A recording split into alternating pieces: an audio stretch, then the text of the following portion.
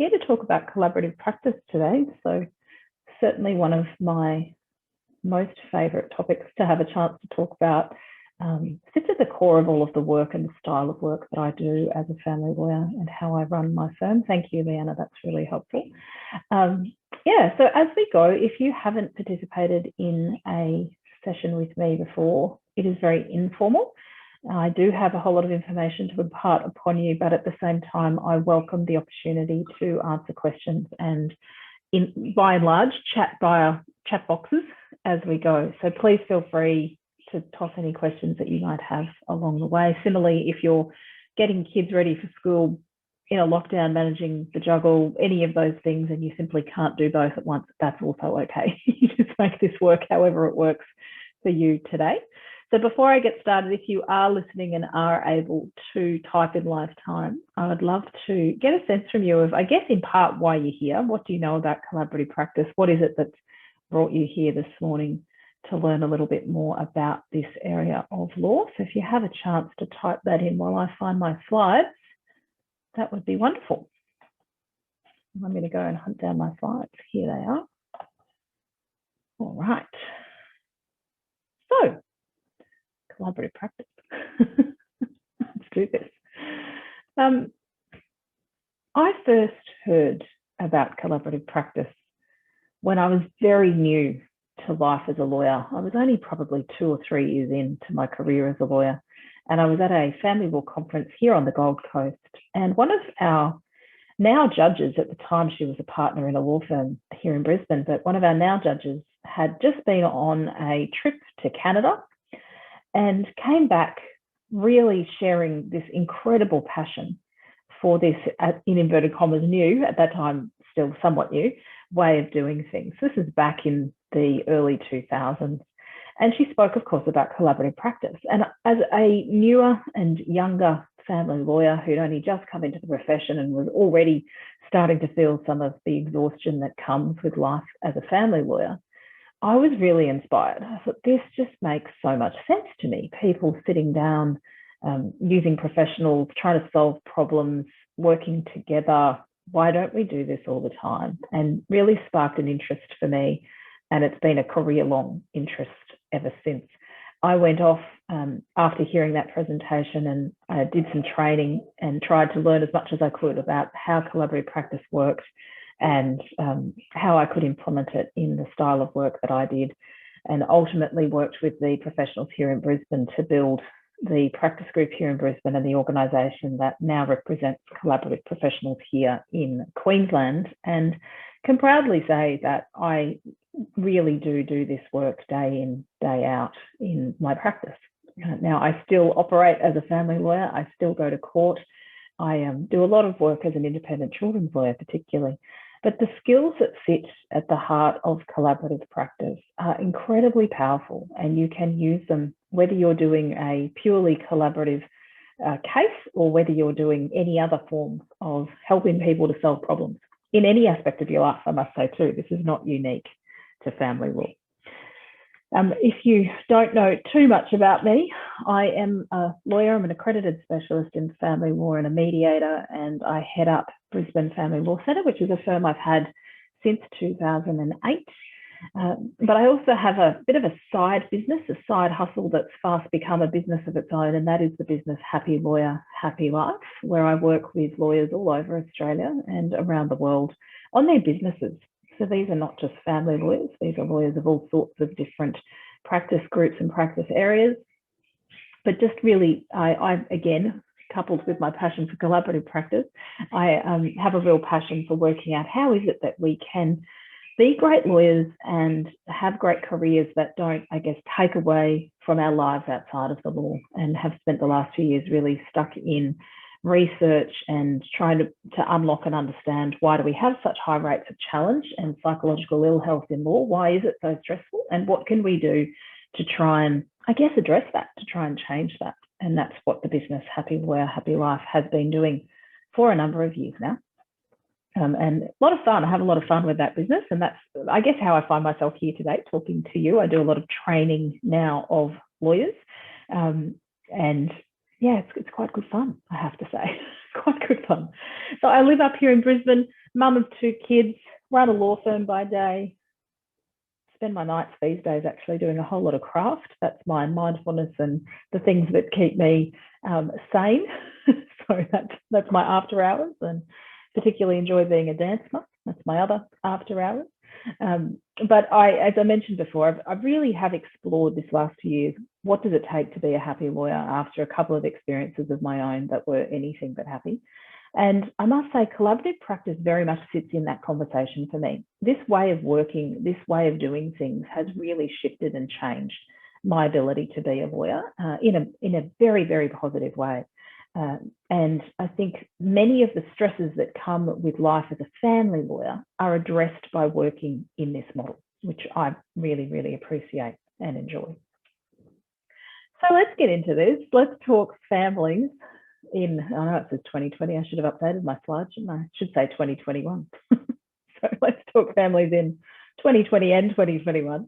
I've been in family law now for the best part of 20 years. And over that time, I think we have seen some really significant shifts. And we're in the midst of a significant shift this year as the family law courts merge. And none of us entirely know whether that's going to be, on one hand, a bit of window dressing, or whether that is actually going to create some systematic shift. We have certainly seen some real changes in how the court system has approached things this year with the introduction of nationwide ADR within the court system. And that's been pioneered by Registrar Anne-Marie Rice, who is actually a very dear friend of mine and used to be my co-trainer for collaborative practice before she took the role in at the court. So she's someone who has a very deep understanding of the ADR world of dispute resolution and how to help families in a system that I guess is focused very much on legal outcome when the challenges that we're solving are anything but legal. The challenges that we're solving are deeply emotional and personal.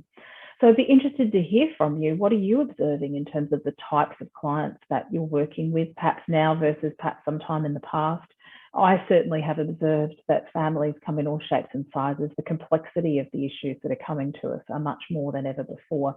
The awareness in the community of issues such as domestic violence, particularly the current focus on coercion and control, I'm observing is bringing a lot of people to the front, coming and saying to us in initial meetings, these are concerns that I've identified. And because we're getting, I think, a much more educated society on some of these challenges that underpin many of the relationships that we see. But in my view, families are complex.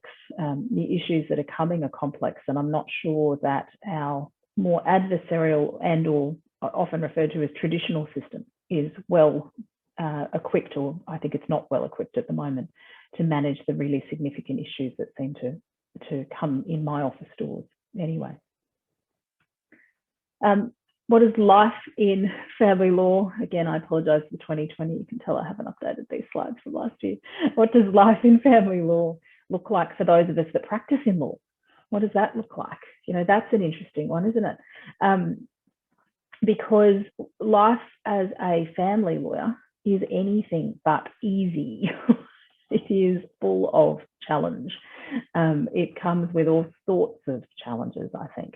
And the stress, the vicarious trauma, the expectations upon all of us as family lawyers, that challenging role that we hold between advising our clients and taking on what's necessary to assist them, but not taking on so much that we suddenly become one of their mates and we're unable to do our job appropriately. And these are just constant quandaries that lawyers, family lawyers particularly, have to manage. I think the content is one of the hardest parts of life as a family lawyer. And then, of course, we're seeing great people in their most difficult times.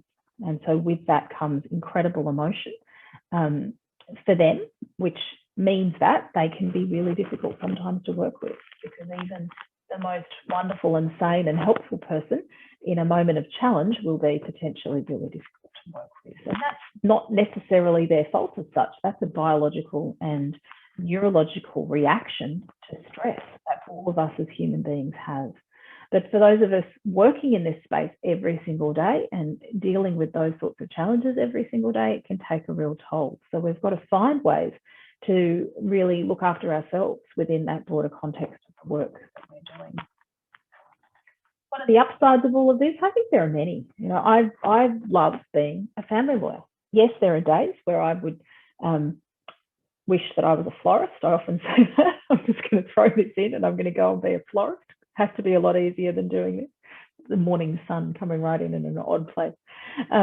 But I think there are incredible upsides in terms of the work that we do. It is a real privilege to be able to work with people in one of the most difficult moments in their life and see them transition through that. I'm sure those of you that are lawyers on this call would resonate with that, that it's that, you know, you see people and you can see them climb back up the hill and rebuild their lives and often go on and do some amazing and interesting and different things.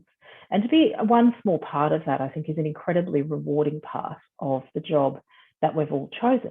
The flip side are the challenges that I was mentioning before. Because these issues are so important to the people that we're working with, I'm not sure that there's much more important things in life than our children or all of the things that we've built. You know, our relationships sit at the heart of our identity as people. And so because these things matter so much, the consequences and the emotion and everything that's attached to them is really significant. And as such comes a whole lot of stress in terms of managing things and people. So it does create challenge for the professionals working in this space, no matter whether you are a lawyer, a financial professional, someone from the social services background. You know, there's all these layers that mean our work is very meaningful, but at the same time, really challenging. I don't think it's any secret the family law system in Australia is not functioning in the best way possible. The court system from a you know, if you looked at it and if it was properly resourced, we have actually one of the most effective systems, I think, worldwide. The challenge we've faced for a number of years is that resourcing has not been added into a system that has sadly had more and more users of the system coming into the system. So we've got higher uptake of service, but lower funding of service. And we've seen the consequences of that this last few years, which is some significant delays for families. Where I practice here in Brisbane, if you were to commence a court process today and needed to go right through to the end to a trial, you would be expecting, I would be expecting as a professional, at least a 2-year, 3-year period before that's resolved. And if we just pause and really ponder that in the context of our own lives, you know, let's just think about the last year and a half. None of us could have predicted in January 2020 that in July 2021, we would be living in a situation where apparently, I read in the news this morning, 40% of the population of Australia is under some level of restriction at the moment, where we've been through a coronavirus pandemic, where our lives had all been flipped upside down. And that's a year and a half. And this is what it's like for families when they're stuck in a family court system, can't get to the end because of delay. And they're sort of in this purgatory place where you can't move forward. You can't go back, you can't make any significant decisions because you don't really know what's going on, and you're kept in a state of high stress. I particularly think of families where arrangements for children are unsettled, or a parent might be being, and perhaps appropriately, but sometimes not, restricted in terms of their time arrangements with their children. You know, all of these things have incredible consequence. And I do hope that the merging of the courts, the administrative shift in terms of how that's going to operate may start to speed things up to enable families to access resources and come in and out of our system more effectively and efficiently. Any good court system needs to be very user-friendly, and at the moment ours is just sadly not resourced enough, in my view, to enable that to occur. I often pose this question of people working in the family law system: if you had a magic wand, what would you do? If you could change a few things, what would you do? And if I had a magic wand, I would use it to, ironically, do a whole lot of things. But one of the core ones is address what I was just talking about, is try and get more resourcing into the court system. The court system needs to work. There are families that need it. As much as today I'm here to talk to you about the whole bunch of resources and systems and frameworks we can use that don't involve the court system, we need a court system that works. So I think that's where I would take my magic wand and make the court system work. And at the same time, I would wave it around society and start to really educate people from a very young age about how to end relationships and the behaviour that's expected or not expected of us. Because when we think of stereotypes of relationships and how they end in, say, media, popular culture, newspapers, on social media platforms, no one's particularly interested in the kind stories. And all of the portrayals of what should or shouldn't happen tend to be associated with the dramatic, dangerous, crazy stories. And that's, I guess, in part human nature. But I do think we could do with a whole system of education around relationships ending, how to do it, what it means for children, what it means for parents. I think that would be a really helpful way to start shifting perspective around, well, how do I then do this when it comes to the end of my marriage? Where do I go first? What does it look like and how do I do it? What are we trying to achieve for families in our role in assisting them to navigate separation and divorce? We have, I guess, a bit of a saying at my firm that our role is to help people to navigate that place and go on and live their best life, whatever that means for them, because we all have different perspectives around how we want our lives to be, what matters to each of us, what goals we set for ourselves or for our children, what our values are. And so very much our whole business is framed around this question of what does it take for this particular person that we're helping? What do they need to go on and live their best life after this period of significant change? I'm not sure that the legal system would say that that's what it's trying to achieve. It's obviously trying to solve some legal problems and help people move on to the next piece. And this is where collaborative practice, I think, really has its own space and offers something so very different to all of the other ways that we can help families when they're going through separation and divorce. At the end of the day, collaborative practice is a way of resolving the legal issues that exist at the end of a relationship. And in my view, there are 6 primary ways that families tend to be assisted at the end of a relationship to navigate those legal issues. And here are those 6. I'm not going to do a pop quiz today. So I often find myself talking to new clients about their options when it comes to how do you do this? Not so much what are you going to get, because interestingly, what are you going to get at the end of this will be heavily influenced by the pathway that you choose to get there. If you're choosing a pathway, whether you've chosen it or whether it's been chosen for you, of litigation, your ability to control the outcome shifts significantly versus you choose a pathway of, say, mediation. You have much more control as a client over the potential outcome. And so when I'm meeting with new clients, I'm often sharing this conversation with them where I'm saying to them, look, before we worry about what you might receive, one of the most powerful and important decisions that you and your former partner are going to need to make is how are you going to get there? And if you can both be on the same page about the how, usually the what solves itself. When people are not on the same page about the how, everything becomes a significant challenge. And if you think about the families that you've worked with where one person is aggressively off, determined to solve this problem in the next week and has withdrawn money from bank accounts or withheld children or done all of these sorts of aggressive acts, more often than not, those matters, in my experience, find themselves very quickly with lawyer negotiation going on, lots of letters going back and forth between lawyers, and then very quickly in the court process, and they tend to spiral from there. Those families, however, that in the early stages of their separation can find what I call a holding pattern, a place where the big issues are temporarily settled. So things like, where are we living? How are we seeing our children? Who's paying the mortgage? Do we both have access to money so that we can get on with our lives right now and make sure we can buy groceries and pay rent and do whatever we need to do? Families that can reach those agreements in those really early stages, not necessarily for the end, but the right now, in my experience, navigate these periods of separation so much more smoothly. And they're the types of families that are probably going to find their way into mediation and collaborative practice with some level of ease. So if you think about these 6 different ways that we help people, kitchen table is a phrase I use to talk about the people that are able to find some solutions themselves. They may not be able to solve all of their legal problems, but they're able to solve some. And often that's done by sitting around the kitchen table at home and saying, okay, well, what do you think about this? Okay, well, I agree or I disagree. Or sometimes it's a series of emails or text messages between 2 people where they find some level of common ground.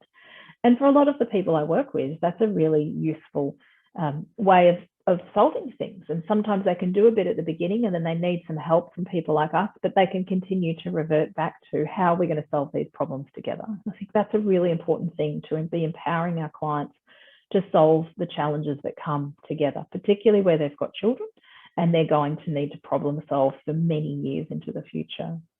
Mediation is a process that you would all be familiar with if you're practicing in the family law system. It, of course, became a compulsory part of the court system back in 2006 after some legislative change made mediation compulsory in most family law matters involving children. There are, of course, some exceptions. And whilst that hasn't been legislated to extend to financial matters, it in practice has extended to financial matters. Certainly the approach in the Brisbane courts, the family law courts in Brisbane, is if you were to commence a proceeding in relation to financial matters and you hadn't participated in mediation before doing so, the court will prepare your case for mediation and require you to participate in mediation before the matter can proceed to a trial. And there's a number of reasons for that, but one of the primary reasons is because the resolution rates from mediation, where matters are appropriately prepared, so you have, for example, disclosure of information, you've got a settled balance sheet, those sorts of things, are very, very high. And it's a big part of why we've seen the rollout nationwide of ADR now within the court system. And we have the winter blitz occurring in the court lists. I don't know where you're all practicing, but certainly here in Brisbane in the next couple of weeks, we have every matter listed in the court list in the Federal Circuit Court being listed for mention. So court dates coming out everywhere at the moment. And one of the primary goals of that blitz, as I understand it, will be to refer matters where appropriate to mediation. Again, as they're identifying that in even matters that are well into the court system, there are moments where you can solve problems because people have more information and they might be able to make different decisions than they were able to, say, 12 months ago. Collaborative practice is what we're going to talk more about for the balance of today, so I won't talk too much about it, but it is a way. It is one of the 6 ways that people can solve problems. It's not for everyone. And it has some similarities to mediation. They're both based on common principles, but there are some differences, which I'll talk you through in a minute. Lawyer negotiation is my least favourite way to solve problems for separating families. It is probably one of the most common ways, though, that lawyers operate. It involves sending emails and letters back and forth between lawyers in the hope that someone will make a proposal ultimately that the other person will accept. In my experience, it's not the most effective or efficient way, and I would prefer to use processes like collaborative practice or mediation. I think there's something to be said for people being at a table or being in the same building and focused on a problem. When it's letters going in lawyers' offices, it just becomes another file in the office and we'll get to it when we get to it. It doesn't have that same urgency that comes when people are tangibly there, ready to solve a problem. Litigation, of course, you'd all be familiar with, and arbitration, which is certainly getting a bit more interest and a bit more attention in the last few years, currently only available for financial disputes, but gives families the opportunity to use a similar framework to the court system, but have a private decision maker outside of the court system. And it has some significant advantages. And I often liken arbitration to the sort of public health, private health system. So the public health system being the family law courts, the private health system being arbitration. And so you have some advantages and disadvantages with both systems. Both do what they appropriately should do. One, you can obviously pay to choose a decision maker and pay to choose a process. And as a result, it tends to be dealt with much more efficiently and quickly. So of those 6 ways, the one we're going to focus our conversation on today is, of course, collaborative practice. So what on earth is it? What is this thing called collaborative practice? Well, here's a definition for you if you're someone like me that likes to have something that you can hold in your head to sort of describe different things. It's a legal process that calls upon the skills of lawyers and allied professionals to create an environment where our clients have the best opportunity to solve the legal and sometimes non-legal challenges that may exist in their lives with the assistance of a team of bespoke professionals. So at the end of the day, collaborative practice is a fancy phrase for a framework. As much as mediation is a process or a framework, collaborative practice is a process or a framework. Like all of those other 6 ways of solving problems, or 5 other ways of solving problems, collaborative practice helps people solve their legal challenges. That's what they're there for. We're lawyers. This is a legal process. We're there to solve our legal challenges.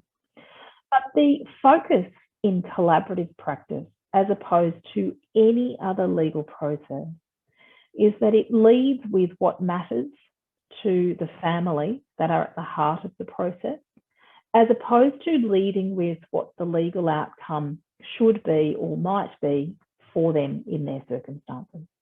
And this is a really significant mind shift in terms of how this process works as opposed to others.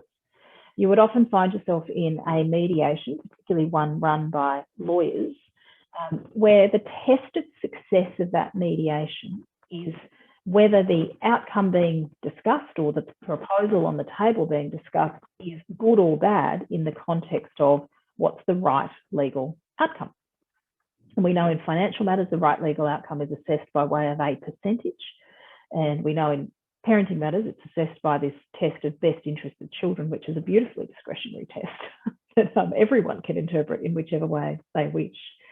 And so we lead when we're talking with our clients in the sense of, as lawyers, we get a whole lot of information from them. And as a result of that information, we say, look, well, in your circumstances, we think that the legal answer to your question looks a bit like this. And therefore, we should be negotiating an outcome that looks a lot like that. Rather than asking the question first of our clients, at the end of all of this, what would a good outcome when it comes to your finances look like for you? And if you ask that sort of question of your clients, and I encourage you to do it early in your conversations with them, not after you've told them that a good outcome for them might look like a 70% share of their asset pool, because when you ask that question after you've told them that, unsurprisingly, the answer will be, oh, well, I'd like a 70% share of the asset pool. That's what you've told me a good outcome should look like. If you ask that question early, before you've really gathered too much information or given any level of significant legal information or advice, it is always really intriguing to hear what a person considers good for them, because what you'll unlock in those answers is what's important to them. And often it's nothing tangible. Often it's things like, well, what matters to me when it comes to my kids is I want them to grow up and be happy. I want to make sure that my former husband and I can both be at their school if there was an assembly or an important event. I don't want to be those parents where we can't both be at a wedding. And arguably, those answers don't necessarily directly correlate to many of the parenting challenges that we find ourselves talking about as lawyers. We're not there talking necessarily about 7-7 or 5-9 or some split of fortnights. But what we are talking about there is a whole way of operating that is likely to lead to those sorts of those ideals or those outcomes. And obviously, if 2 people ended up in litigation, the chances of them being able to turn up at a wedding together, turn up at a school together become less and less, because in litigation, we're pitching people against each other, as compared to, say, collaborative practice, where people can, from the outset, identify and say, look, what's actually important to us in all of this is that we're able to be at a wedding together, be at a school together, these sorts of broad statements, that our kids grow up happy, that our kids go on and be able to achieve their dreams. Those things are so important. And if you use that to then lead, well, how do we construct living arrangements for your kids right now that in 5, 10, 15 years' time achieve those goals? A really different paradigm in terms of thinking. The same is the case for financial matters. If you ask people what does a good outcome look like for them, you'll get some really interesting answers. And there'll be things like, well, I worry about whether I'm going to have enough money to live where we're living at the moment and how I'm going to pay the mortgage. And those are the things that worry me the most. And all of a sudden, you can start to look at solutions that start to address those worries, as opposed to whether 70%, 68%, 65% is the right answer. How do we create an income stream that ensures that this person can meet their mortgage repayments? Can we even do that? You know, do they have the resources to enable that? So the thing that I love most about collaboration and collaborative practice is it flips the narrative, and it starts with this question of what matters to this family and how does that fit? How can we make the legal framework work for them? As opposed to leading with a question, which is usually the case for most of us in the work that we do, of you tell me what's been going on in your life, I'll tell you what the right legal answer is, and then we'll work from there. So it's flipping that on its head, which is incredibly powerful. This wonderful gentleman, Robin Williams, he went through a collaborative divorce in the States many years ago now, and went on to be an incredible advocate for the process, did a lot of media, spoke about his own experience, and spoke about why it was so powerful and important for him and his family and why it worked. And something that is beautiful about collaborative practice is it's a very private process. And that can be one of the reasons that families might choose a process like collaboration, particularly any families that have any level of profile, because it keeps all of their negotiations and at times even their agreements very confidential. These two, another wonderful example of how to separate in a respectful and kind way. And I know there was lots of sort of, skepticism, I guess, when Gwyneth Paltrow, through her blog, came out and spoke about the separation that she and Chris had already had. So it happened, very high profile couple. Their separation occurred. They had resolved it before anyone even knew it was a thing. And they were able to incredibly powerfully control the narrative of how this worked. And you might remember the language that Gwyneth used at the time was to refer to her and Chris's separation as conscious uncoupling. And again, there was lots of like, oh, here we go, these woo-woo words. But when you pause and think about it, that really resonates with me. The idea that at the end of a marriage, at the end of a significant relationship, we don't just throw the baby out with the bathwater and go crazy. We consciously pause and ask, how do we want to undo this? In the same way that we've consciously, hopefully, at the beginning of our relationship, paused and said, well, how do we want to do this? How is this relationship going to work for us? In the same way at the end, so how are we going to undo it? Very, very powerful. So how does it work, this wonderful thing called collaborative practice? And please, as I talk more about the process, don't hesitate to throw any specific questions or comments that you might have in that chat box. How does it work? Well, in its simplistic sense, here's a diagram that hopefully gives you some insight into how it works. By and large, you have two clients, you have two lawyers, and you will usually have one or two other professionals as a part of your team of people that are working together. Often those professionals, in addition to the lawyers, will be financial professionals. So if you've got a family that have a financial settlement and they may have a business, for example, or they may have some level of complexity to their financial structure, I find it incredibly helpful to have a financial professional as a part of the collaborative team.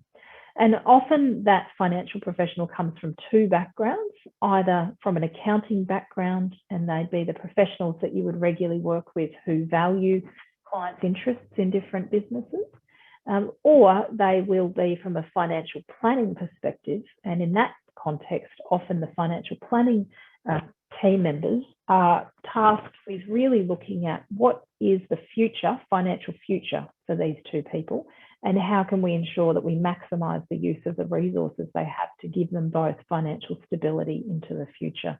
Really, really powerful work when you see it done well by financial professionals. And I find it so helpful. It enables our clients to make really different decisions when they can take a potential property settlement outcome that might involve, for example, selling a property, buying a new property and a superannuation split versus a proposal that says, well, let's not sell that property and instead do this and there is no super split. Well, what does that look like for me in 5 years' time? What does that look like for me in 10 years' time? What does that mean for me? And being able to see that modelled by a financial planner, I find is incredibly powerful in terms of the decisions that our clients are able to make. The other types of team members that you will see in collaborative practice often come from the social sciences. So people that might be family report writers in the work that we do working with children, they might be family counsellors, they often have skills that sit much more in that relationship space. Very, very powerful in this model, very helpful in terms of enabling people to manage grief, to improve communication, to negotiate and resolve parenting matters. And often those mental health professionals come in and in different parts of Australia will be referred to as a coach.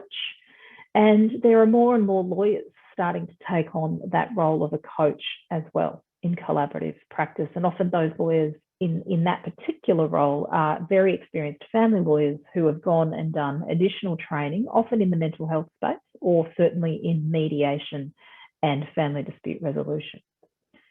One of the key things about collaborative practice is that it is a bespoke process. There is no one way that you have to construct a team of professionals. And so you can pause at the beginning, and I think of it as project management. It's this moment where you get to say, okay, what do I know about this family and who is in my professional network that could be helpful to solving the challenges that we have? And you may not know enough at the very beginning of a case to have all of the people in your team. So again, because it's a bespoke process, as you move along the process, you might identify that there's a challenge and think, that's okay. This person is now the right person to bring into this process at this stage. So we start by finding our collaborative clients, and I'll talk more about those sorts of people in a minute, assembling our team of professionals, and as I mentioned, always 2 lawyers and then often some additional professionals as well. And then we move through a series of meetings, and usually it's 3 to 5 2-hour meetings to find an outcome in a collaborative case.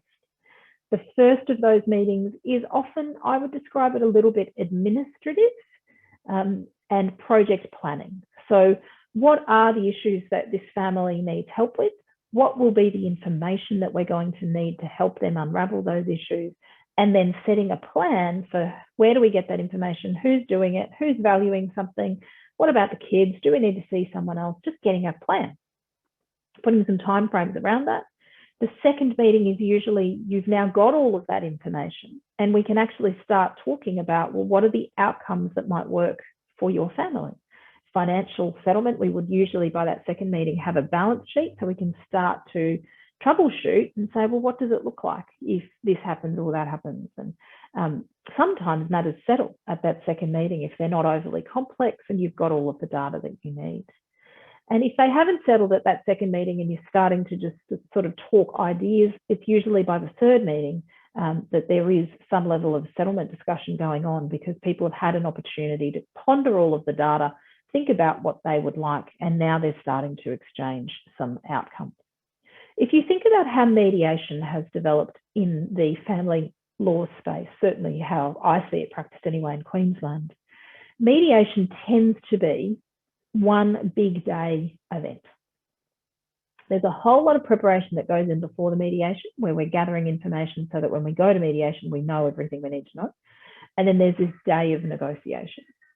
And what collaborative practice does is it takes that process that is getting ready for mediation and going to mediation and breaks it down into smaller bite-sized chunks and ensures that the 2 people involved are moving along that process together. So rather than one person being ready to mediate and they're good to go and the other person's not moving at all, or one person doing all the legwork and the other person's just being a bit recalcitrant, collaborative practice, we're moving our 2 clients along at the same pace. We're not double working in the sense that if someone's got the data, that person gets the data. We don't have 2 lots of everything going on all the time. It creates a beautiful level of efficiency. The types of clients, therefore, that are interested in a process like this tend to be people who really value their family, their relationships, their children, the people around them. They are not people that will come into your office and say things like, I don't care what happens to him or her. I just want to take him or her to the cleaners. They're not going to be your collaborative clients. They're people that may come in and say, I've been deeply hurt. I'm really concerned. I don't trust him or her anymore because of what's happened.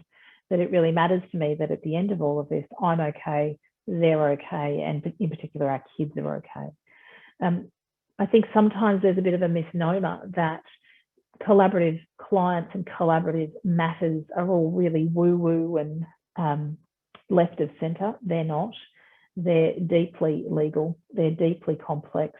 We're requiring people and ourselves as professionals to be right there in the emotion, in the room, talking about the hard stuff. And I find that's very confronting. It's much easier to write letters about it than it is to actually talk to the person who may have hurt the other person.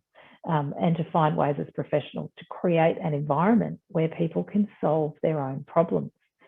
So as lawyers and as other professionals, we actually have to turn off a lot of our skills. We can't be adversarial, we can't be rude, we can't be abrupt, we can't be positional. And we have to be empathetic, we have to be kind, we have to be thoughtful, we have to really help people, even when they're not our own client, to be able to articulate what's going on for them so that we can help them get to a place where they have a solution. So it taps into a whole different skill set that we all have, but we don't often get to use every single day. Who are the players in collaborative practice? Well, of course, the clients, as I've just mentioned, and it is a particular type of person that will be interested in this process. Coach that I was talking about before, a coach is very much a process facilitator. So they become the sort of champion of moving everyone along and organising everything and touching base with the clients and making sure that they're going okay, touching base with the lawyers and keeping them on track, making sure they're doing what they're supposed to be doing. Very, very helpful to have a coach in this sort of model. And around Australia, there are different models of collaborative practice that are practiced. If you're down in New South Wales and Sydney, the model involving the coach is very, very common, as it is in Victoria. It is less common in Queensland, but has become more common over the last few years. So there's no right or wrong. And so some collaborative communities have very much built a particular style of practice. And what I've observed is it tends to be a style developed because of the skill set of the professionals in the particular area. So you might have some really great mental health professionals in a particular area that have been doing a lot of mediation work and a lot of work with lawyers, and so they naturally fall into this coaching role. In Queensland, we didn't have a lot of that in the early stages of collaborative practice, and so many of us as lawyers had to just learn how to do collaborative work without a coach. And so that's certainly largely how I've practiced and largely how I continue to practice at the moment, just because I've got used to working in that model. I mentioned before, we often have financial professionals. And so financial professionals come into a process like this, and they might be what we call a financial neutral. So that's a bit like the joint expert sort of situation that you would see in a more adversarial model, where you might appoint one business valuer for both the husband and the wife, or one expert of some description for both the husband and the wife. The financial neutral in the collaborative process is there on behalf of both people. They're not aligned to one or the other. But similarly, we sometimes have financial professionals that are just there for one person. One person really needs the financial advice. The other person may not need it or may not want it. And so one of our clients has a financial professional in the process as opposed to both. We also find ourselves with family and child specialists, and I mentioned before, often mental health professionals, often people that you would know as your family report writers, those sorts of people in the family law world, and they're incredibly powerful and helpful when it comes to particularly children's issues and helping parents to really think about and work out what is the best arrangement for their kids. And because, again, this is a bespoke model, they can operate a bit like a child-inclusive mediation process within the collaborative process. So families can organise for their children to speak with the child specialist and get that feedback about how things are going for them and what might they need for the future. Who does collaborative practice work best for? Look, I think it works best for families that I mentioned before, where they do have a value set, where they value relationships. That's a really, really important thing. For collaborative to work, there needs to be some desire for the other person to be okay at the end of this. If that doesn't exist, I find it becomes really hard to negotiate in a collaborative process where we're asking people to think bigger than the right legal outcome. And if they don't have that interest in some level of care for the other person, then I find that they sort of don't care about things beyond the right legal outcome. And so they find it much harder to negotiate in this sort of process. Flip side of the coin is there are many families where they do genuinely want to find a solution that they would call amicable. I wrote a book some years ago called Splitsville, How to Separate, Stay Out of Court and Stay Friends. So a lot of people come to me and say, I'm here for that friend stuff you do, Clarissa. I don't necessarily want to have a barbecue with him every weekend, but I want to be friendly. That's what I'm looking for. And this process helps people to get to that place where they can have some level of respectful, ongoing relationship. When it comes to collaborative practice, the two most common concerns I hear from lawyers, particularly when it comes to this type of work, is the first one is usually, Clarissa, I don't need that collaborative stuff in my life because I'm collaborative anyway. It's just how I am as a professional. I'm nice to people, I negotiate kindly, I do all of these things. And I think, well, that's great. You'll be a perfect collaborative professional. But you, in my view, would still need to do some training to understand the process and mindset shift that professionals need to take in this model, but in particular our clients. We are asking people to lead with what matters to them, not with what is the right legal outcome. And particularly as lawyers, we don't realise how innately that right legal outcome piece sits with us, how we discard information that might be relevant because it's not relevant to assessing the contributions element of the financial settlement, or it's not relevant to assessing where the children might live at the moment. So just ignore that and carry on. And so there's a real skill set shift that needs to be focused on. And that's why in Australia, to call yourself a collaborative professional, you do need to have undertaken a training program, much like you would to be able to call yourself a mediator. The second concern that I hear a lot from professionals, and it relates to one of the core parts of collaborative practice, and that is this: when we enter into a collaborative process, we sign a participation agreement, much like you and your clients would sign a mediation agreement if you were going into mediation that sets out the terms upon which a family will mediate. We do the same in collaborative practice. We sign an agreement that says this is how this process will work. And as a part of the terms of that agreement, there will be what we call disqualification clause. A clause that in essence says, if this family can't find a solution in the collaborative model and they need to go and use a different process, particularly litigation, please know you can mediate within the collaborative process. You could even arbitrate within the collaborative process. But what the participation agreement is really clear about is you cannot litigate within the collaborative process. And so if it's the case that this family cannot find a solution and they need litigation, the professionals involved in the collaborative process finish their role with that family, and that family now need to engage a new team of professionals. And so I often hear from lawyers, well, why would I do that? Why would I sign a contract that means that this person can't work with me right through to the end? And this is such a key part of why collaborative is successful. When you sign up to something, both as a legal professional, but also as a client, and you invest heavily in it, you say, I'm not here to go to court, I'm here to genuinely solve this problem. It's amazing the energy and efforts that go into solving the problem, as opposed to, and I'm sure you've all been involved in mediations where you get to sort of after lunch, everyone's getting tired, and often someone says, look, I'm sort of done here. I'll just go to court. This is just getting silly, and it's just going to be easier for me to go to court. Much harder to say that when you know that going to court involves leaving your lawyer, starting again, all sorts of things.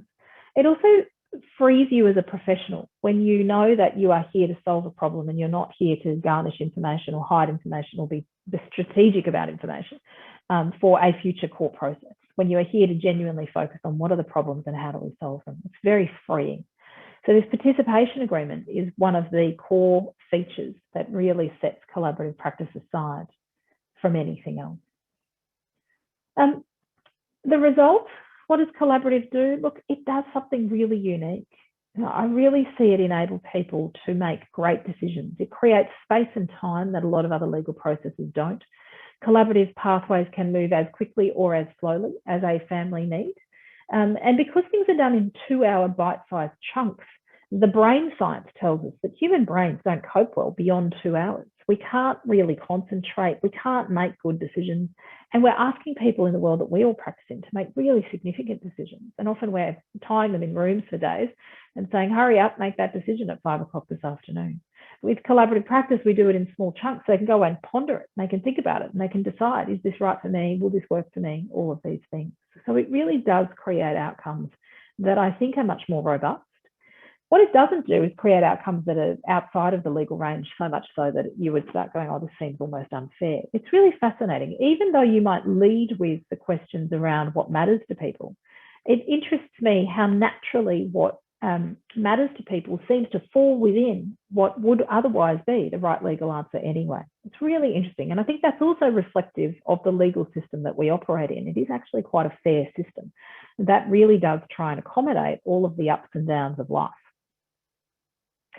So just the 4 key features, and I've mentioned these, but I'll just tap over them, the things that really make collaborative so unique. And I mentioned and spoke about then that participation agreement, that contract that underpins everything that we do. The measure of success in collaborative practice is the goals of your client, the things that matter to them, as opposed to the perfect percentage legal answer or the perfect parenting schedule, whatever that is, because I don't know what either of those things are in our very discretionary system. But the measure of success are the things that the person articulates as being, this is what matters to me. I need to get a job. I need to do this. I want my kids to go here. I want this to happen there. Those become the agenda that we test things through. When we're looking at a settlement proposal that has someone moving from a home and they've said to us at the outset, it's really important to me to stay living in this particular area, then we can say to them, look, this proposal has you moving from that home. What does that mean in the context of you having said to us, it's really important that you stay in that area? Is it okay that you move from that home? Will you find something else in that area? Like, how does that work for you? And so again, it just gives people a real sense of empowerment. I'm in control of my destiny, which is really powerful in terms of how they're able to move out of this separation divorce stage of life. The team element is, again, one of the most powerful parts of collaborative practice and the piece that I love the most. It's rare that you get to work with colleagues from different disciplines and from different teams, different offices, in a way where you're genuinely sharing your knowledge and working together to solve a common problem. And that is super powerful in this model. Different lawyers have different knowledge bases and interests, and to be able to bring all of that together and actually work for 2 people to solve those problems is really powerful. You're still acting for your clients. You're still doing all of the things that you would ethically and appropriately do for your individual client, but you can pool your knowledge, and it's not as positional and adversarial as it might be in other models. And finally, the whole process operates around what I call a 4-stage problem-solving framework. We firstly have to work out what are the issues, what are the challenges that this family needs assistance with. Then we move to a place of going, okay, what are all of the different ways that we could help them solve that problem? Then we look at, okay, what are the pros and cons of all of those different things? And in light of that, usually the answer drops out. And that 4-stage problem-solving framework is how the whole of collaborative practice works. Starting with the family, what are the challenges we need to solve? What are all of the options to solve it? Pros and cons analysis, there's the answer. But it's also the tool that we use along the way every time we reach challenge. So if there's a dispute or a disagreement about anything, rather than turning it into a usual lawyer dispute, well, I'm right because, you're wrong because, we all pause and we say, okay, hang on a second, what's the dispute about? The dispute's about who's paying the legal fees. Okay, great. Just to be clear, all right, let's do some brainstorming. Well, what are our options? Well, he can pay the legal fees. Okay, great, that's an option. She can pay the legal fees. Okay, great, that's an option. And then starting to brainstorm beyond that. Well, what assets do you have? What's available? How could you? What if you pay them now? What if you pay them later? What does all of this look like? And really getting people to think about different scenarios rather than just, you do it, that's how it's done, carry on, next thing. And encouraging them to make decisions that work for them. So that is a very broad overview of the collaborative model, some of the key features, some of the people involved, the way it works. I'm more than happy to answer any questions that you might have about that. But I do think that what collaborative practice involves is a really robust way of helping people navigate separation, divorce, and come out the other side whole. It enables us to look beyond the legal problem and to consider the unique needs of the different families that we're helping. And it enables us as professionals to share the load, which is one of the most powerful parts of this for me. I really do enjoy the opportunity to work with professionals from different backgrounds. And it's amazing the different insights and solutions that come as a result of that. As is the case that there is no one type of family, there is certainly no one type of legal process that fits all. And so collaborative is just one of the tools that exist within your toolbox. And I think that's an important thing to remember. Where to from here? Unsurprisingly, I do run training in collaborative practice, and we do have our next online course starting on the 30th of July. That is a 6-week online course. The way it works is each Friday morning at about this time, there is an online masterclass, and then each week there's a workbook of activities and readings that come through. And if you were to complete that program, you can then call yourself and operate as a collaborative professional, no matter what discipline you come from. I run that program with a bunch of wonderful professionals. Shelby Timms, who is a collaborative coach down in Sydney. She was practicing as a family lawyer and decided to, in part, jump ship, but not really. Started a really great little business for herself a few years ago, coaching and mediating and working as a sort of professional in the family law space, but not as a lawyer. And so Shelby teaches with me on that program, as does John Thine, who is a wonderful financial neutral, a forensic accountant up here in Brisbane that has been one of the leaders in the collaborative space here in Australia for financial professionals. A really wonderful man, really great professional to have on your team. And also Linda McKee, who is a financial planner in terms of her professional background, that does a very large amount of this work nationwide, based in Brisbane, but also operates out of Sydney. Great team to work with. So if you're interested in learning more about that course, we'll be emailing some information out to you, but you're also welcome to reach out to me at any time and I can give you any of that information. Now, I haven't seen any questions come through, but now is your final chance. So if you would like to ask me anything, please do so. If you think of something later on, please reach out to me. I'm conscious that people are often listening to these webinars that I run at this ungodly hour of the morning and trying to do 50 things at the same time. So you may not have been able to type your questions while I was talking, but if you do have any questions, please feel free to pop them in now. Otherwise, that is it for me today. Thank you so much for joining me. I hope you're off to enjoy a good Friday wherever you are. And if you are one of the unfortunate souls in lockdown, I apologise. I feel like Queensland's right on the cusp of going back there soon. What a just crazy period of time it's been and is at the moment. But look after yourself. Thanks so much for joining me, and I will see you somewhere soon.